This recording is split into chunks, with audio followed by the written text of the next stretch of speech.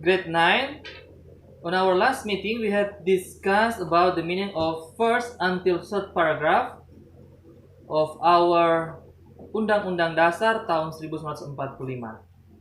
And now we will see the fourth paragraph. Sekarang kita akan melihat makna alinea keempat, pembukaan Undang-Undang Dasar tahun 1945. Sejatinya, isi pokok alinea keempat, pembukaan Undang-Undang Dasar tahun 1945 meliputi 4 hal yang merupakan prinsip-prinsip pokok kenegaraan, yaitu 1. Tujuan negara.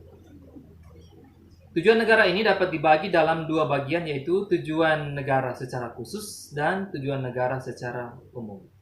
A. Tujuan khusus. Tujuan khusus terdapat dalam kalimat untuk membentuk suatu pemerintahan negara Indonesia yang melindungi segenap bangsa Indonesia dan seluruh tumpah darah Indonesia, dan untuk memajukan kesejahteraan umum, mencerdaskan kehidupan bangsa. Tujuan khusus dalam kalimat tersebut berkaitan dengan politik dalam negeri Indonesia, yaitu 1. Melindungi segenap bangsa Indonesia dan seluruh tumpah darah Indonesia. Pernyataan ini berhubungan dengan negara hukum formal.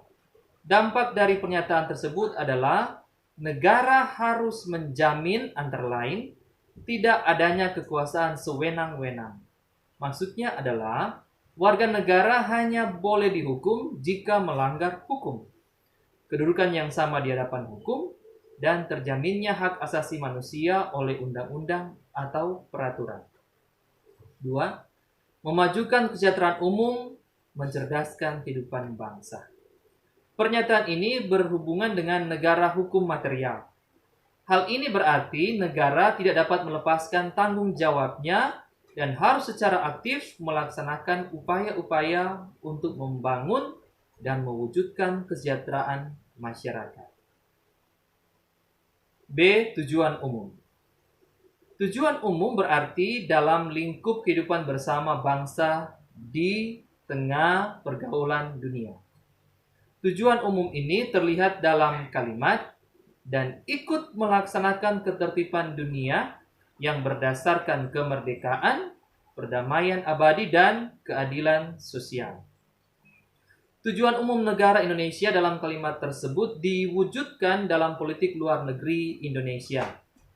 Dalam pergaulan internasional, Indonesia ikut melaksanakan suatu ketertiban dunia yang berdasarkan pada prinsip kemerdekaan, perdamaian abadi, dan keadilan sosial.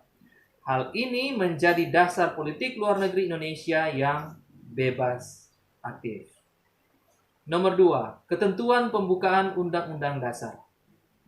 Ketentuan pembukaan Undang-Undang Dasar negara termakna dalam kalimat, maka disusunlah kemerdekaan kebangsaan Indonesia itu dalam suatu Undang-Undang Dasar Negara Indonesia.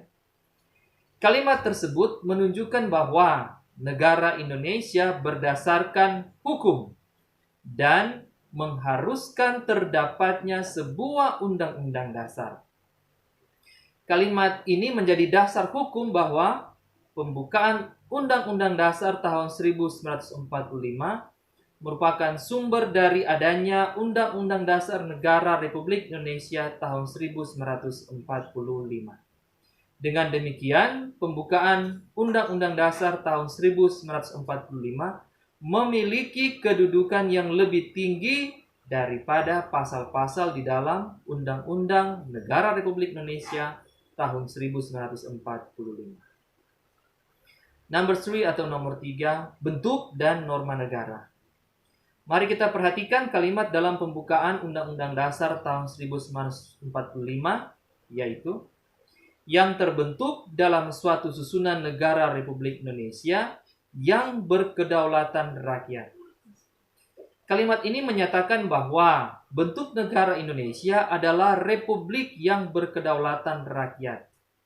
Adapun bagian kalimat Republik Indonesia yang berkedaulatan rakyat dapat diartikan bahwa Indonesia merupakan suatu negara republik dari, oleh, dan untuk rakyat. Oleh karena itu, terlihat suatu norma negara, yaitu kekuasaan berada di tangan rakyat. Dan keempat, dasar negara. Dalam pembukaan Undang-Undang Dasar tahun 1945 tercantum kalimat dengan berdasar kepada ketuhanan yang Maha Esa, kemanusiaan yang adil dan beradab, persatuan Indonesia, dan kerakyatan yang dipimpin oleh hikmat kebijaksanaan dalam permusyawaratan perwakilan, serta dengan mewujudkan suatu keadilan sosial bagi seluruh rakyat Indonesia. Kalimat tersebut menunjukkan kelima sila dalam Pancasila. Dengan demikian, jelas bahwa dasar negara Republik Indonesia adalah Pancasila.